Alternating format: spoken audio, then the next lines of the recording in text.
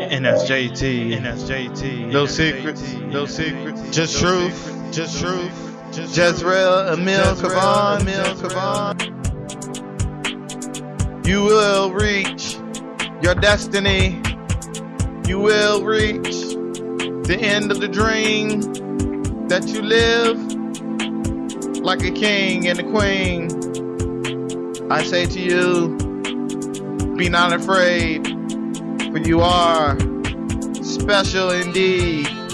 The children of destiny, the outcasts of society, for the truth of reality. Generations, ancestors of past and old have given their life so that your life could matter. Now it's time to be changed. Now it's time to change. The world that you see, you are the beacon, the light, the lighthouse on the hill in the wilderness of darkness. Let your voices be heard, each one loud and proud.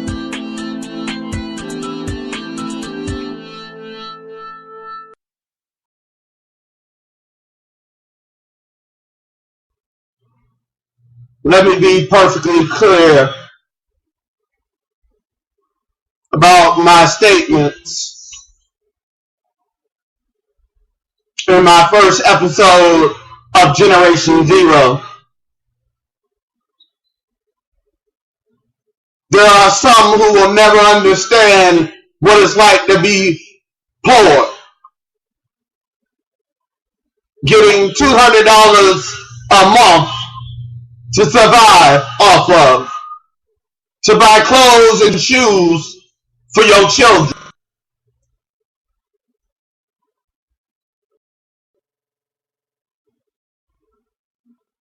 to pay the rent out of that $200. Anybody who has ever been on food stamps knows that they don't give you enough to fill you up. My mother had to be smart. She knew that at the beginning of the month that the grocery stores went up on their prices because they knew that people with food stamps will be flooding their stores. So everything was higher.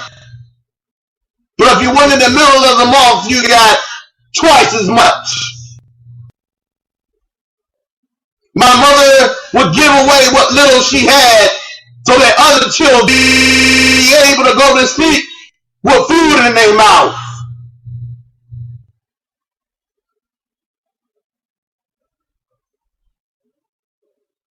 My mother was a hard mother. Rightfully so sometimes.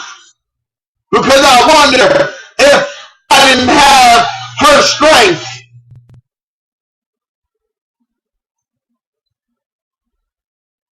to be sure that her son would never become like his father. My father did 25 years in jail for rape. I despise rapists and pedophiles. But I am never against looking at things in a different light. I knew what it was like for the teachers to be in the classroom inside the community and worry about whether somebody was going to bust their windows and try to steal something out their car. That as soon as the school day was over, they were pushing you out the class so they can hurry up and get out of the neighborhood. That's what my second mother was like. She meant no harm, but she wanted to get out of there before it got dark. She didn't want to be involved in the shooting that happens once the sun go down.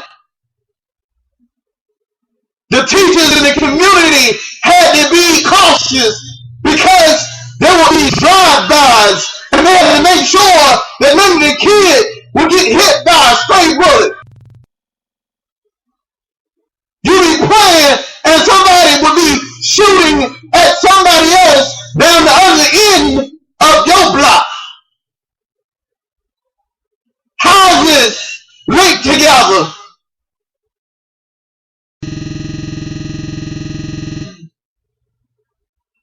You can hear the children screaming as they got beating.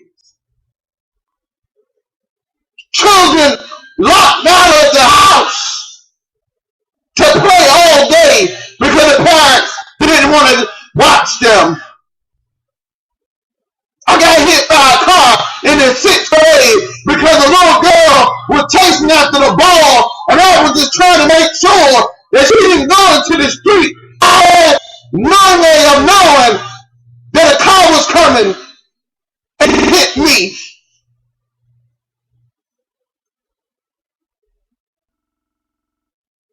I came in the house scared to tell my mama I got hit by a car.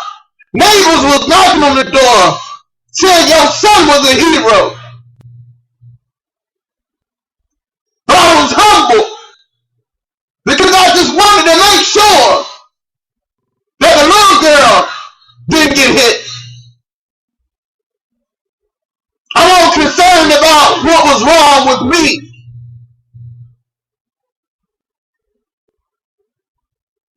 I was raised to be excellent, perfect at everything I did. There's no such things as timing. My mother talked to us for hours, even when she beat us. She reminded us that even though she knew very little of the sex movement because she was Caribbean, she told us to beware because people will think the worst of us before they think the best of us. We were taught to wear our hearts on our sleeves so that others would not try to hurt us. Like the zookeeper coming into the tiger's cage to put the food down, they go slowly and calmly so that the animal wouldn't be startled and attack them.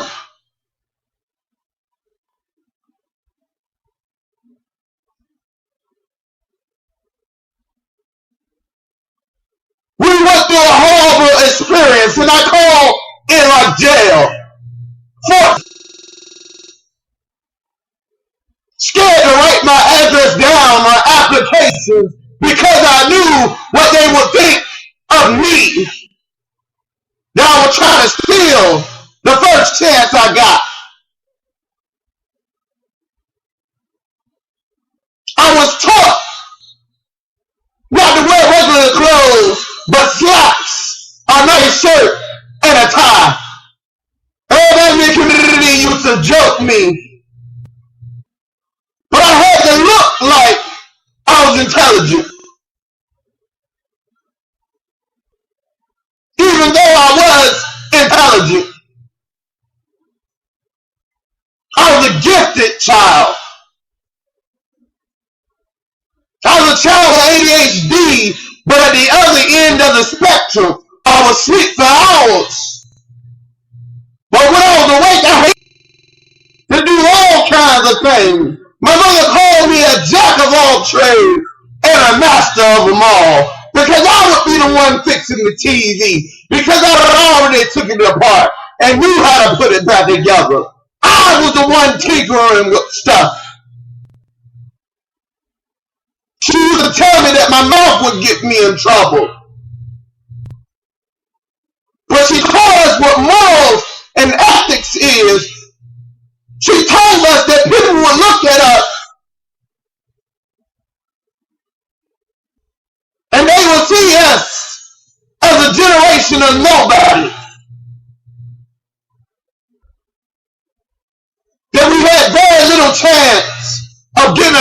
scholarship. So she taught us how to clean. She taught us laundry. While the other kids were playing, we popped in the house. We used to call our house the CIA. Because you couldn't touch nothing in the refrigerator. And sometimes me and my sister would sneak downstairs and get a little bit of something, hoping that she wouldn't notice, but she would notice.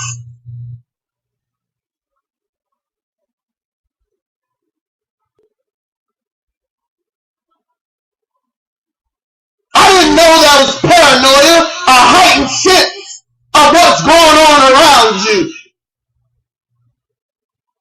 I was taught never to walk the same way home. I was taught not to wear anything flashy. Because the person who's going to jump you is the person who seen you with nice shoes on. Know you walk the same way every day. I was caught never to cut through the field that was in the community because there was no lights. And they like to hide and rape the girls that come through and rob the boys that will come through. We have to be each other's backbone and support. We had to show up in numbers. It was just my mother and my sister. We didn't have no family. She disowned her family. She disowned my father's family. She raised us by herself. I love her and despise her at the same time because she viciously taught us how to survive, how to do it in a group. We had to be humble and submit ourselves to learn how to be social.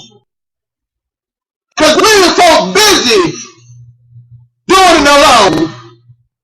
That's what made me a manager at 16. I didn't wait for somebody to tell me to do something.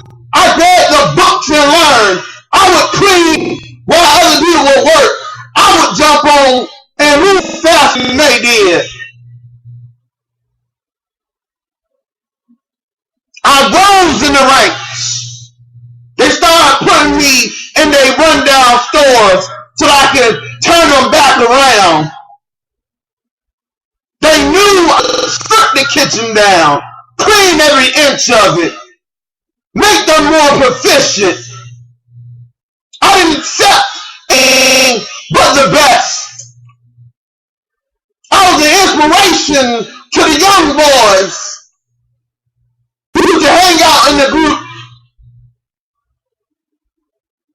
And I told them, I'm not just going to be your boss. I'm going to show you how to make it so that you have a future. That the next manager spot open up, you'll be able to take it. My whole crew was taught.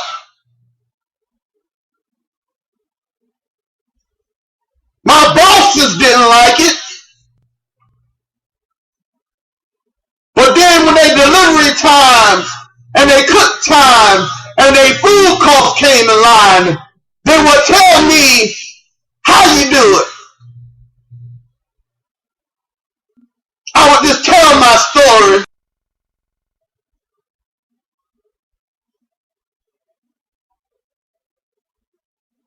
I made it out of the neighborhood at 18 and I never looked back. I had to go see my mother,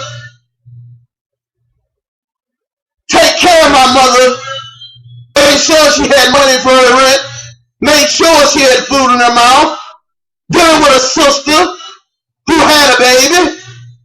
So I provided for my niece. She was special needs and still is.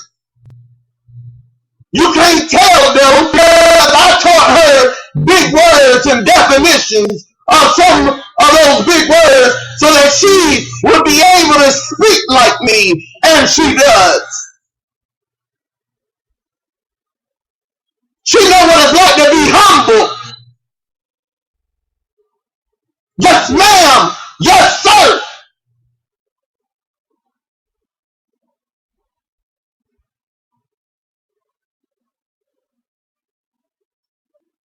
Generation Zero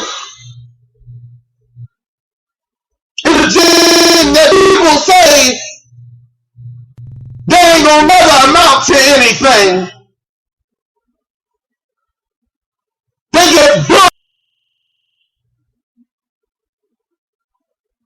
get blamed, saying that all they want is a handout, that they don't want to work for it.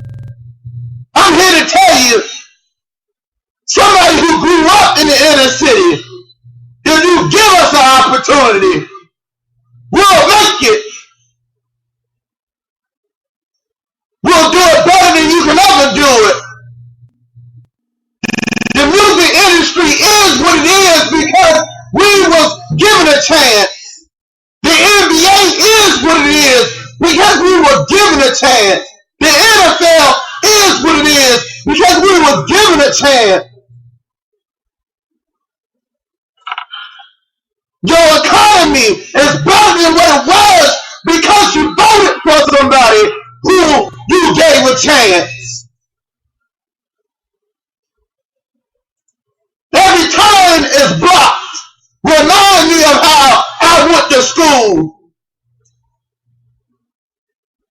and was talked about.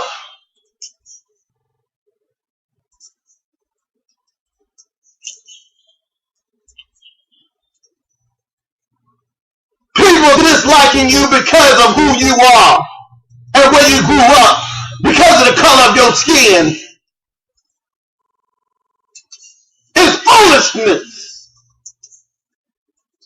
We despise the Mexicans who in Mexico will work for $5 a day to support their family.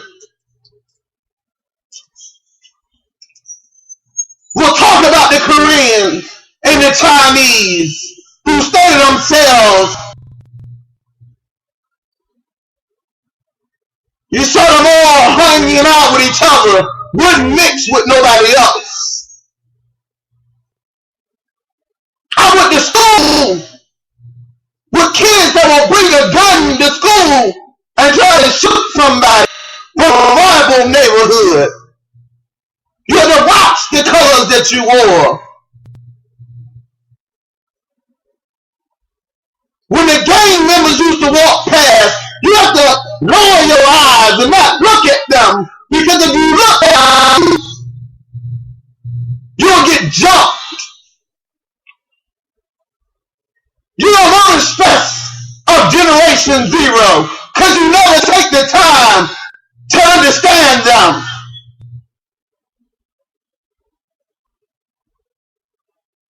Want to accept them in churches because they coming in with sneakers and jeans and a t-shirt on. Hearing the church member saying he don't even have a suit to wear to church. That's a shame. Looking at Generation Zero as pitiful. It's why they teach young boys to have respect for themselves, to be gentlemen to the girls they date. Don't break your promises. I was celibate for 7 years to teach myself to be in tune with my mate. My relationships didn't last that long because you can't come between me and my career. When my career started falling off, you gotta go. I'm sorry, but I have a roof to keep over my head. I gotta be prepared when somebody needs to be taken in. I remember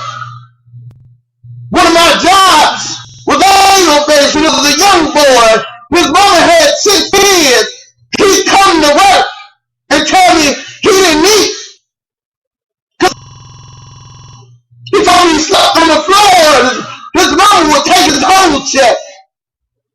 He was an 800-year-old student. Yes, sir. Yes, ma'am. Did what he was told. Rose above that. Spoke excellency. Breathed in. That boy meant to do something with his life. So I took him in. I told his mama I got him. He's living with me. He was so free with me, he didn't know what to do. He came in the house when I told him to. At the time I told him to. He did with his money like I told him to. The only thing he did that ever broke my heart was to join the reserves. I was afraid because Iraq was a very dangerous place. I was afraid that they would call up his unit. Even though he promised me he would never go into the war, they called up his unit. There was an RED on the road. He had glimpsed something wrong and told them to turn around and go back. And before you knew it, somebody was standing in the way in his team, and he risked his life to save that man, and he lost his life.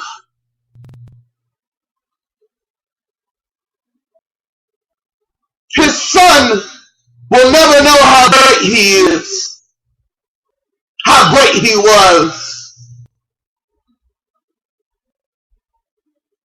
how he was the biggest cornball there ever was. All kinds of music, always had a smile on his face, loved to push his body to the brink, always ready and willing to learn, would listen to you as you speak for hours, and he would sit up asking for.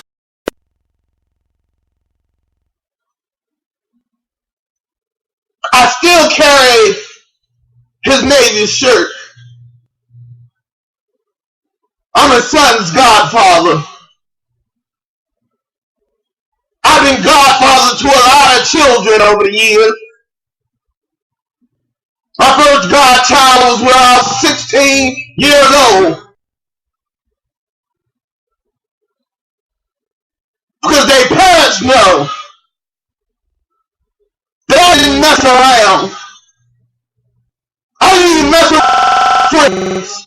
You couldn't hang around me if you weren't smart to understand when to move, when to stand still, when to celebrate, when it's time to be cautious. When you didn't spiritually align yourself with God, I can deal with you.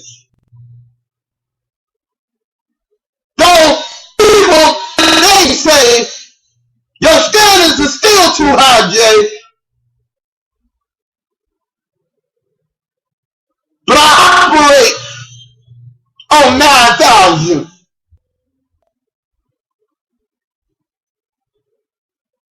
I go the extra mile.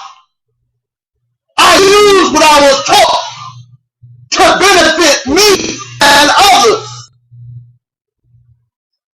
I'm not afraid to go in the lion's den. I was by fire. You couldn't put fear in me if you tried.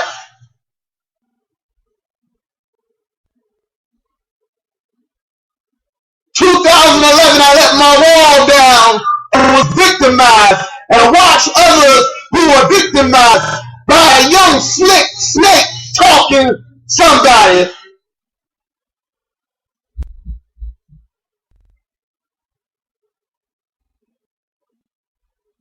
He saw his soul was darker than anything you've ever seen, like charcoal. But he was charming,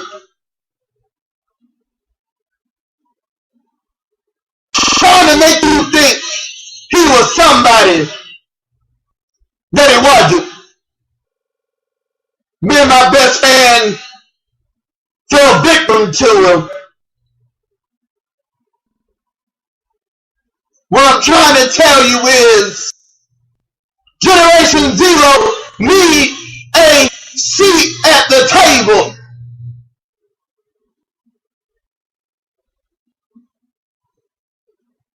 So I'm going to dedicate the time I got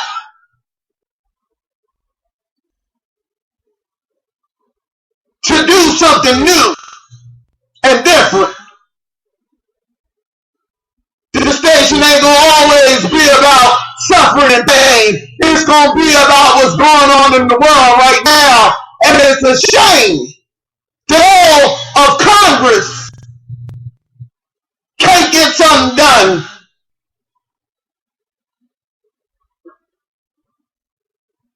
They millionaires got their money. Let my people go. Stop holding them down. They have potential. I know it because I had potential. And when I got a chance to get ahead, I was gone. Couldn't catch me. I work more than 40 hours a week.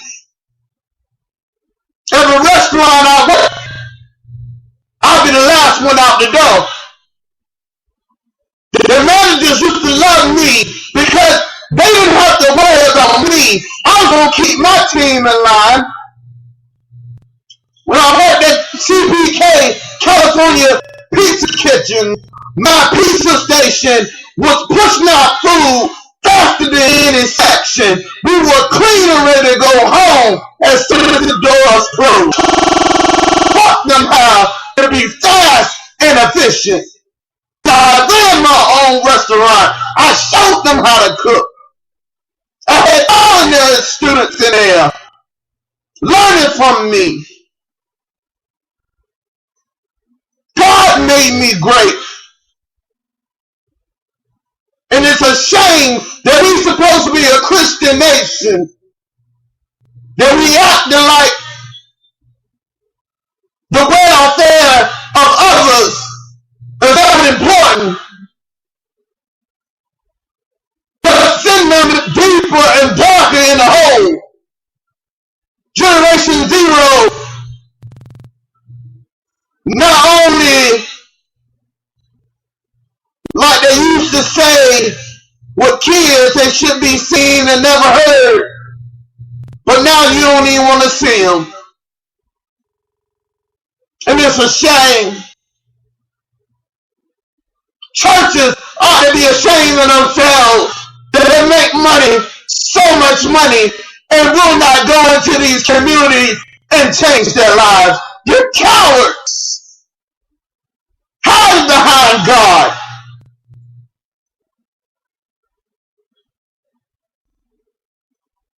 The way they want to do Social Security and disability, the way they want to do food stamps, the way they're doing drugs tests for benefits from the state, claiming that we drug addicts and need to be checked. You need to be checked. We made this country what it is. The outcasts have been your servants for longer than you ever would admit. For less, minimum wage at Walmart, Taco Bell, KFC, Pizza Hut, all your drive-through restaurants, all your stores like Target and all of those low-paying jobs. They're a bunch of nobodies to you, but you're supposed to believe in God. You're supposed to be patriotic. Show me. Don't tell me. Show me. Generation Zero, it's time to wake up. It's time to stand up. It's time to fight that